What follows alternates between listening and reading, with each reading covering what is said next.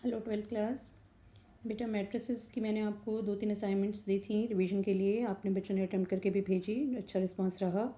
तो आज अब इस वीडियो में मैं आपको मैट्रिक्स के सारे मेन इंपॉर्टेंट पॉइंट्स पूरे चैप्टर के रिवाइज़ करा रही हूँ, समराइज़ करा रही हूँ एक तरह से। तो आप देखिए, अब हमारी एनसीईआरटी की बुक में हर चैप्टर के पीछे एक समरी है जिसमें कि उस चैप्टर के सारे मेन पॉइंट्स जो आपके 1 मार्कर क्वेश्चंस के लिए भी यूज़ होंगे और बाकी क्वेश्चंस में भी वही यूज़ होते हैं कंसेप्ट सारे, बेटा वो एक जगह पर एक साथ हैं। तो हम उन्हीं को डिस्कस करते हैं एक बार, तो आपका ये मैट्रिसेस का चैप्टर पूरा अच्छी तरह से रिवाइज हो जाएगा। यूनिट टेस्ट में भी आपका ये चैप्टर आ रहा है और वैसे भी आपका रिवाइज हो जाएगा। तो लेट्स स्टार्ट। फर्स्ट पॉइंट है, देखिए आपका, अपने एनसीईआरटी लेके बैठ सकते हैं। A matrix is an ordered rectangular array of numbers और फंक्शंस। सिंपल मैट्रिक्स की डेफिनेशन है ordered rectangular array of numbers और फंक्शंस। ठीक है। सेकंड है, a matrix having m rows and n columns is called a matrix of order m cross n। अगर m rows हैं और n कॉलम्स हैं तो उस मैट्रिक्स का ऑर्डर क्या हो जाएगा? नंबर ऑफ रोज, ऑर्डर क्या होता है बेटा मैट्रिक्स का? Number of rose into number of columns, तो m क्रॉस n हो जाएगा हमारा। थर्ड पॉइंट है ए आई जे। आई जे बेटा क्या है? A i j is any general element of a matrix. Matrix के किसी भी एलिमेंट को हम किससे रिप्रेजेंट करते हैं? आई जे से। तो ए आई जे मैट्रिक्स का एक एलिमेंट है if it is of the form m cross 1। ठीक है, पहले रोज हैं और m क्रॉस 1, m रोज हैं और 1 कॉलम है अगर आपका, तो ये इसको क्या बोलते हैं? It is a column matrix. और उल्टा, अगर 1 रो है और n कॉलम्स हैं तो it is a row matrix. Row matrix कौन सी हुई? जिसमें 1 रो है। और कॉलम मैट्रिक्स कौन सी हुई? जिसमें 1 कॉलम है, राइट। और m cross n matrix square कब होती है? An m cross n matrix is a square matrix when number of rows is equal to number of columns, means m is equal to n हो जाता है। ठीक है। Next है आपका डायगोनल मैट्रिक्स। डायगोनल मैट्रिक्स कौन से होते हैं बेटा? देखो, जनरल फॉर्म में दिया हुआ है, क्वेश्चंस कई बार जनरल फॉर्म में आते हैं, तो ये भी आपको वैसे तो मालूम है डायगोनल मैट्रिक्स कौन सी होती है, जिसमें सिर्फ डायगोनल पे एलिमेंट्स होते हैं और बाकी सारे एलिमेंट्स उस मैट्रिक्स के जीरो होते हैं। अब इसको रिप्रेजेंट कैसे करना है आपको जनरल फॉर्म में कि ए इज इक्वल टू, हम ये मैट्रिक्स की जनरल फॉर्म है हमारी a i j m cross, number of rows is equal to number of columns हैं, स्क्वायर मैट्रिक्स है ये आपकी। A is equal to a i j is a diagonal matrix if a i j is equal to zero when i is not equal to j. मतलब क्या हुआ? I is not equal to j कहाँ कहाँ पर होगा? Diagonal के अलावा बाकी सब जगह पर होगा, तो वहाँ सब जगह आपका जीरो होना चाहिए। ठीक है। और डायगोनल पे आपके एलिमेंट्स होने चाहिए, तब हम उसको क्या बोलते हैं? Diagonal matrix. डायगोनल पे कुछ भी हो सकता है, कोई भी एलिमेंट्स हो सकते हैं, लेकिन डायगोनल के अलावा जो एलिमेंट्स हैं वो जब आई और जे इक्वल नहीं है, क्योंकि आई और जे कहाँ इक्वल होते हैं? सिर्फ डायगोनल पे। A11 A22 A33, i is equal to j सिर्फ डायगोनल एलिमेंट्स पर होते हैं। तो अगर वहाँ पर एलिमेंट्स हैं और बाकी सब जगह जीरो है तो उसको हम बोलते हैं डायगोनल मैट्रिक्स। ठीक है। उसी डायगोनल मैट्रिक्स को हम स्केलर मैट्रिक्स कब बोल देते हैं बेटा? कि वहाँ पर भी वही कंडीशन है कि a i j is equal to zero when i is not equal to j. मतलब कि जहाँ डायगोनल एलिमेंट्स के अलावा बाकी सारे एलिमेंट्स तो जीरो होने चाहिए। और एक और कंडीशन है कि a i j is equal to के, मतलब कि डायगोनल पे जो एलिमेंट्स हैं वो सारे सेम अगर हैं, बाई चांस सब के इक्वल हैं, के कुछ भी हो सकता है, then it is known as that diagonal matrix is a scalar matrix. तो अब इस तरह से क्वेश्चन कई बार आ जाता है कि every scalar matrix is a diagonal but every diagonal matrix is not scalar. ठीक है, हर डायगोनल मैट्रिक्स स्केलर नहीं होगी। कौन सी डायगोनल मैट्रिक्स स्केलर होगी? जब डायगोनल पे सेम एलिमेंट्स आएंगे। लेकिन स्केलर मैट्रिक्स तो डायगोनल है ही है, क्योंकि स्केलर मैट्रिक्स डायगोनल मैट्रिक्स की कंडीशन को सेटिस्फाई कर रही है। ठीक है। नेक्स्ट है आपका आइडेंटिटी मैट्रिक्स। आपको पता है आइडेंटिटी मैट्रिक्स कौन सी होती है? जब आपका a i j is equal to 1 when i is equal to j. मतलब डायगोनल पर i is equal to j कहाँ होता है बेटा? सिर्फ डायगोनल वाले एलिमेंट्स पर होता है।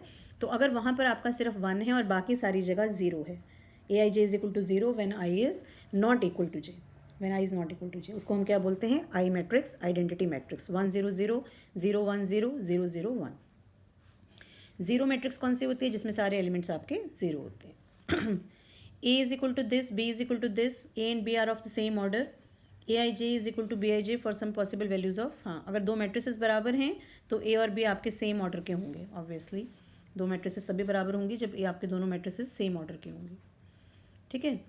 के ए इज इक्वल टू के इंटू दिस, हम के को कॉमन ले सकते हैं। अगर पूरी मैट्रिक्स को हम के ए से मल्टीप्लाई कर रहे हैं तो हम उसमें से के को बाहर अपना कॉमन भी ले सकते हैं। माइनस ए का मतलब -1 इंटू ए, -1 को बाहर ले सकते हैं। ये सिंपल प्रॉपर्टीज़ हैं। ए प्लस बी मैट्रिक्स की जो एडिशन है वो कॉम्यूटेटिव होती है, a plus b is equal to b plus a. इसी तरह से एसोशिएटिव भी होती है, a plus b plus c is equal to a plus b plus c. K into a plus b same as k a plus k b, k plus some l into a, k and l constants हैं, is same as जो normal properties हैं वही आपके matrices में भी लगती हैं। ठीक है। अब है कि दो मैट्रिसेस की मल्टीप्लिकेशन। अब ये बहुत ध्यान रखना है, मल्टीप्लिकेशन पर क्वेश्चंस आ जाते हैं, मल्टीप्लिकेशन के ऑर्डर्स पर भी क्वेश्चन आते हैं। मैंने आपको असाइनमेंट्स में भी दिए थे कि दो मैट्रिसेस कब मल्टीप्लाई होती हैं बेटा, अगर first matrix m cross n order की है और second matrix n cross p की है, तभी वो मल्टीप्लाई होंगी। मतलब इसके लिए क्या कंडीशन है कि फर्स्ट ये है rows into column, rows into column, कि फर्स्ट मैट्रिक्स के नंबर ऑफ कॉलम्स जो हैं सेकंड मैट्रिक्स के नंबर ऑफ रोज के इक्वल होना चाहिए। ठीक है, this should be same, this and this should be same, then and only then you can multiply two matrices. और जो मैट्रिक्स मल्टीप्लिकेशन के बाद आएगी ए बी, उसका ऑर्डर क्या होगा बेटा, m क्रॉस p होगा उसका ऑर्डर। ठीक है, n कॉमन n को छोड़ दो, m क्रॉस p। तो तीन मैट्रिसेस की मल्टीप्लिकेशन भी आपसे पूछी जा सकती है, दो की भी पूछी जा सकती है, उसका ऑर्डर भी पूछा जा सकता है। तो पहले आप दो को मल्टीप्लाई करेंगे, उससे वैल्यू जो आपकी आएगी, फिर उस मैट्रिक्स को आप थर्ड से मल्टीप्लाई करेंगे। ठीक है, a into B C is equal to A, matrix multiplication commutative है। ठीक है, और मैट्रिक्स मल्टीप्लिकेशन डिस्ट्रीब्यूटिव भी है। a into b plus c is same as a b plus a c, लेकिन मैट्रिक्स मल्टीप्लिकेशन कॉम्यूटेटिव नहीं है। तीन के लिए है, समझ रहे हैं, but a b is not equal to b a into b is not equal to b a. क्यों, बी ए तो आपका होगा ही नहीं मल्टीप्लाई, बी का ऑर्डर है n क्रॉस p और a का ऑर्डर है m क्रॉस n, तो p जो है वो m के इक्वल ही नहीं है। तो a भी तो हो सकता है इस केस में मल्टीप्लाई, पर b a नहीं होगा। तो दो मैट्रिसेस का मल्टीप्लिकेशन कॉम्यूटेटिव नहीं है। ठीक है, लेकिन तीन मैट्रिसेस का हो सकता है। a into B C is same as a b into c. If a is equal to a i j, देखो आपको सबको पता है कि ट्रांसपोज क्या होता है मैट्रिक्स का। ट्रांसपोज सबको मालूम है कि हम रोज़ को कॉलम में चेंज कर देते हैं, कॉलम्स को रोज़ में चेंज कर देते हैं, तब ट्रांसपोज आ जाता है ए टी। लेकिन अगर सपोज इस फॉर्म में क्वेश्चन आ जाता है तो भी आपको मालूम होना चाहिए कि अगर ए मैट्रिक्स ए आपका ए आई जे है एम क्रॉस एन, तो इसका ट्रांसपोज क्या हो जाएगा, उल्टा हो जाएगा। आई जे की जगह आपका जे आई हो जाएगा और एम क्रॉस एन की जगह एन क्रॉस एम हो जाएगा। नंबर ऑफ रोज कॉलम्स बन जाए, क्योंकि रोज कॉलम में कन्वर्ट हो जाता है, कॉलम रोज में हो जाता है, तो नंबर ये चेंज हो जाएगा और एलिमेंट भी आपके चेंज हो जाएंगे। ए जे आई इज सेम एज, अगर वन मार्कर में इस तरह से लिखते हैं तो आपको, अगर आपको ये मालूम ही नहीं होगा ये क्या लिखा हुआ है, तो आप आंसर सही नहीं बता पाएंगे। ठीक है, तो इसलिए जनरल फॉर्म में है ये सारी की सारी चीज़ें, तो इसलिए मैं आपको समझा रही हूँ। ए ट्रांसपोज का फिर से अगर हम ट्रांसपोज कर देते हैं तो क्या आ जाता है ए, ये आपको मालूम है। ठीक है, ट्रांसपोज को फिर से ट्रांसपोज करिए, रोज़ को पहले कॉलम में चेंज करिए, कॉलम को वापस रोज़ में चेंज कर दिया, तो वापस आपके पास ए मैट्रिक्स ही आ जाएगी। K a into transpose is same as, k constant है, बाहर आ जाएगा a transpose. A plus b का ट्रांसपोज, ए ट्रांसपोज बी ट्रांसपोज। लेकिन ए बी का ट्रांसपोज ये काफ़ी कॉमनली पूछा जाता है, this is not equal to A transpose B transpose, this is equal to B transpose A transpose. ये प्रॉपर्टी याद रखिए, इंपॉर्टेंट है, वेरिफिकेशन के लिए क्वेश्चन में भी आ सकती है, 1 मार्क में भी आ सकती है कि ए बी का ट्रांसपोज किसके इक्वल होता है, बी ट्रांसपोज ए ट्रांसपोज, पहले बी ट्रांसपोज आए। राइट, सिमेट्रिक्स क्यू सिमेट्रिक पे बहुत क्वेश्चंस आते हैं 1 मार्कर में कि ए सिमेट्रिक मैट्रिक्स कब होती है, व्हेन ए का ट्रांसपोज इज इक्वल टू ए। आपको प्रॉपर्टी पता होगी तभी आप वैल्यूज़ निकाल पाएंगे एक्स की, वाई की, अननोन की। तो ये याद होना चाहिए कि symmetric a is a symmetric matrix when a transpose is equal to a, and A is skew symmetric when a transpose is equal to minus a. ठीक है, 1 मार्क में पूछते हैं तो माइनस प्लस की गलती होगी तो क्वेश्चन 0 हो जाएगा आपका।